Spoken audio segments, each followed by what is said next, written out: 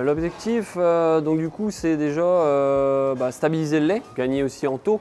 Et les taux sont de la valeur ajoutée, donc plus on a de taux, meilleur est payé le lait, mais il faut aussi le volume. Tous les trimestres, on fait un point avec le technicien pour savoir où on en est.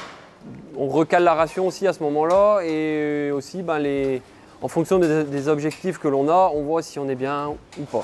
Aussi tout ce qui est marge sur coût alimentaire, on le sait exactement jour par jour et puis ce que chaque vache nous rapporte.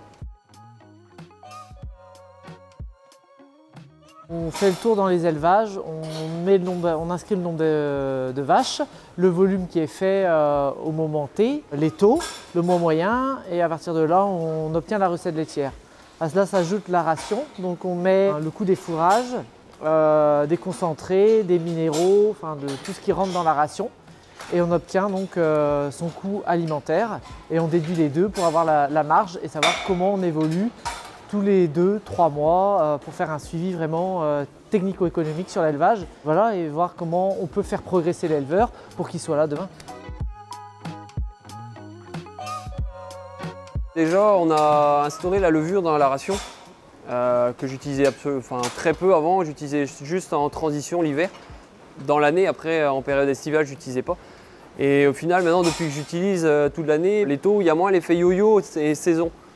C'est beaucoup plus stable, le lait est beaucoup plus stable. Avec le Haka, du coup, on le voit parce qu'en reprenant les chiffres, on voit tout de suite que ça a moins varié d'un mois à un autre avec les levures depuis qu'on les utilise. Quand on ne les utilisait pas, on voyait tout de suite l'effet transition alimentaire, l'effet yo-yo, tout de suite, ou les coups de chaud par exemple, comme on a eu cet été, on les voyait tout de suite.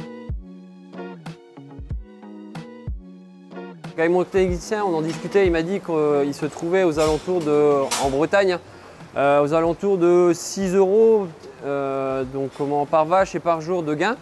Et nous, sur l'exploitation, on est à 8 donc quand on a commencé. Et maintenant, donc, étant donné que le prix de l'huile de lait augmente, on arrive quasiment à 10 € par vache et par jour de gain sur coût alimentaire. Du coup, avec le Haka, c'est vrai que c'est facile parce que si on veut tester quelque chose, on le rentre directement dans le logiciel. On sait son coût. Et on voit tout de suite si ça va modifier quelque chose. On sait par exemple si ça va faire baisser de suite ma marge sur le coût alimentaire. Si ça va baisser trop, je dis non, peut-être on va essayer autre chose. Ça nous permet de sortir un peu et de discuter d'autres choses aussi que prix d'huile de lait, prix de l'aliment. Enfin voilà, il y a aussi cet aspect social qui est bien avec le technicien.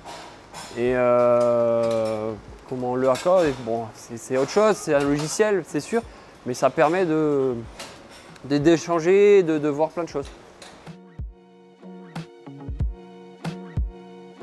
Ouais, bien sûr, je vais continuer à l'utiliser.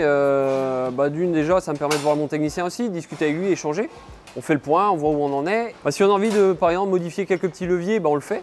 Lui me donne son avis, moi je dis qu'est-ce que j'attends, il me donne son avis, tout ça. Ça permet aussi d'avoir cet échange avec lui. Et comme ça, si moi je lui dis tiens, j'aimerais bien essayer ça, qu'est-ce que t'en penses? S'il me dit que ça marche pas, je vais pas le mettre en place si c'est pour avoir des effets négatifs sur mon élevage après.